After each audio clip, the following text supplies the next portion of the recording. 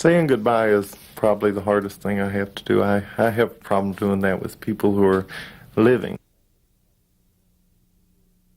They're the mothers that have nursed these children back to health out through all their childhood illnesses, and so families have a hard time letting go. And then you have the significant others or the lovers who this is the person that they've chosen to love, and it's hard to turn loose of these people. Very hard to turn loose. I have probably seen well over 300 deaths here at Chris Brownlee. It's a devastating amount.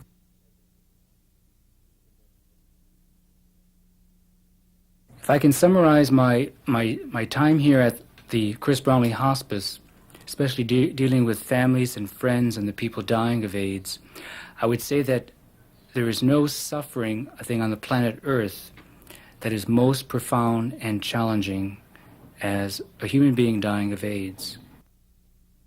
Working here at the Chris Brownlee Hospice for the last 9 months, I have witnessed and journeyed with around 130 people dying. I just feel like God had me here for a purpose. I can be somewhere else making more money, but I feel like I'm here, I'm needed. I wonder sometimes how come I keep smiling.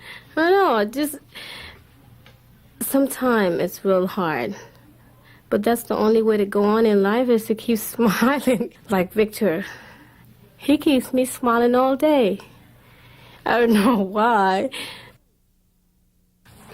I have seen numerous residents died. I can't recall how many, but there have been a lot. The public should be more educated, and parents should be more open with their children about sex. And I think it's finally getting to the point where AIDS is not branded as a homosexual disease anymore. And there was this lady sitting next to me, and she said, I haven't seen you in a long time. What have you been doing? So I told her. I was all excited about it. And she moved one seat away from me. And I asked her why. She says, well, you might have AIDS too since you're working down there. So I had to get a little nasty in order to get it through her head. I said, I'm not worried about getting AIDS working at the hospice. The one that should be worried about the AIDS is you. How many men have you slept with in the past month? She walked away and called me all kinds of names. Victor's a nice kid, full of love. Mainly that's what they need, a lot of love. It doesn't matter whether they're gay or straight. The thing is, if they get AIDS, they're going to die. In the past 7 months that I've been here, I've never seen so many people die.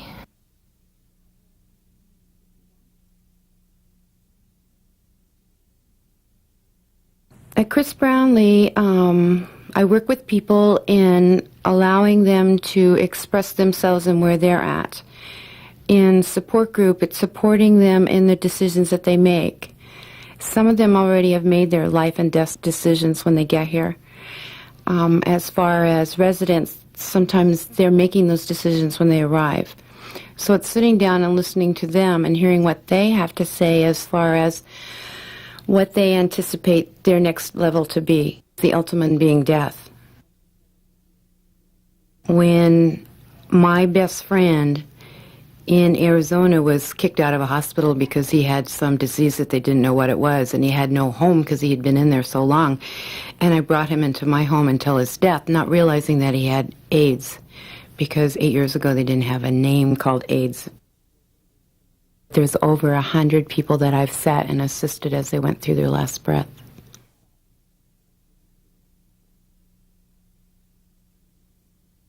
One of the things we know is that right now, 83 or so % of AIDS is pretty much embedded within the gay and bisexual community. That's changing. We want people to start looking at high-risk behavior instead of high-risk groups.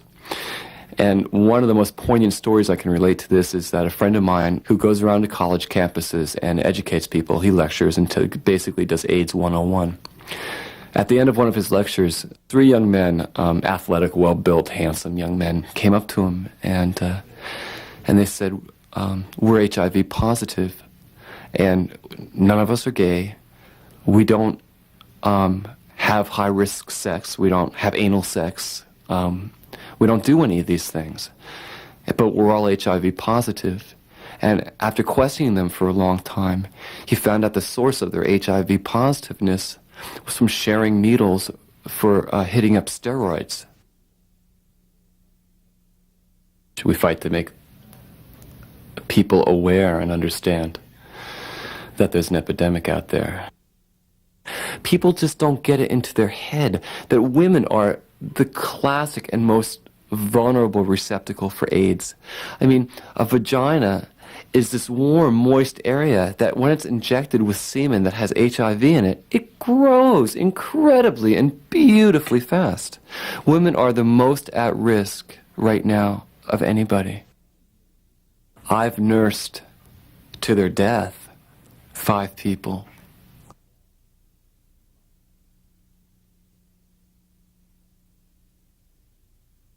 My family is very happy that I've made that decision, that I'm no longer living alone, and that I'm in a situation now where I'm with people and in a place that's safe for me and around people. Chris Brownlee provides that. The worst thing about the HIV virus is not knowing what's going to happen next with me physically. I've already experienced some serious physical circumstances while being a resident here, and I don't know what's going to happen with me, with what physical part of my body is going to be altered or cause great harm to me.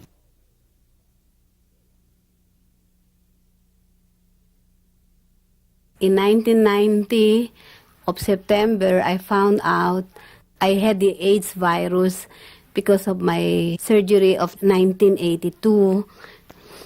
I did not drink, I did not do something wrong. I did not smoke, I did not do drugs or anything. God has a purpose for each of us. And the reason why I still fight for the survival, for my survival, is that God has a calling for me to be a mother, to be a family woman. Because of my child, I would like to have more time with her and enjoy her childhood. And this I would like to accomplish. Thank you, Marcel.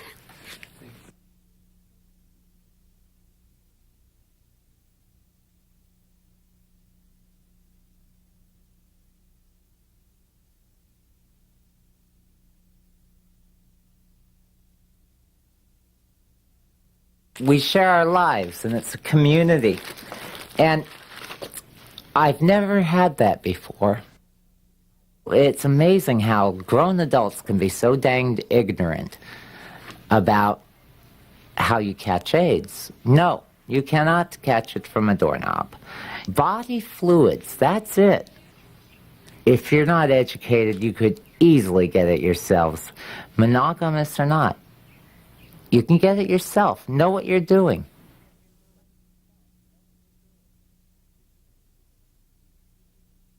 I have a family. My family is my wife, Fabiola, the name Fabiola. I have 3 children. I have a daughter, Ana Maria, 17 now, and Giovanna, I got a 15 now. My little baby, 1 year and 21 months now. My wife, yes, I have infection. My wife now is just, complicated now. You know why?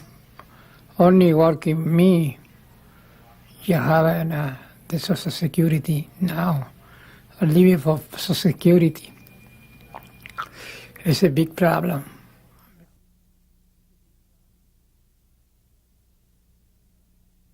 The doctor came in one day. He said, "You want to go to the hospice?" I said, "What's that?" He goes, "Well, it's like a little hospital, and they do therapy on you and stuff." I said, "Yeah." I think that people don't understand how they think. So many people say the hospice is so depressing. No way. It's not. It's like, how could you work there? depressing. They always say to me, how could you work there? It's so depressing, but my insurance job was depressing. That's why I used to be an insurance auditor for 7 years, and that is depressing. This is not depressing. I'm very happy. No, this is working here. It's very very rewarding. It's very loving. The staff, we're all like a big family. Everybody cares about everybody. None of the deaths have been the same. They've all been different. But 98% of them have been comfortable at the time of death.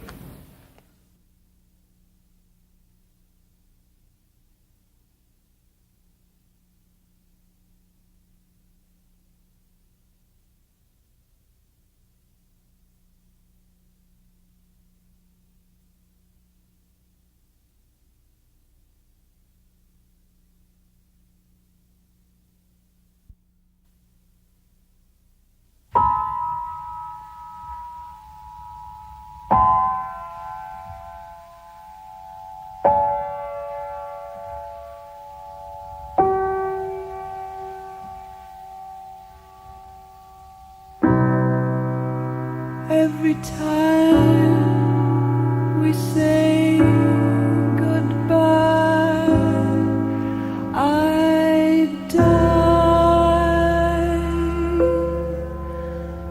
a little.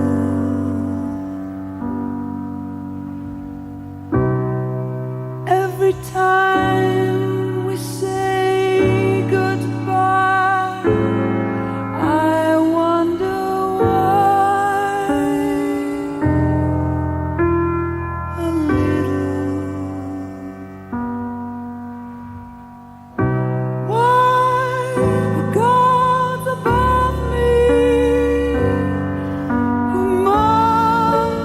be in the know.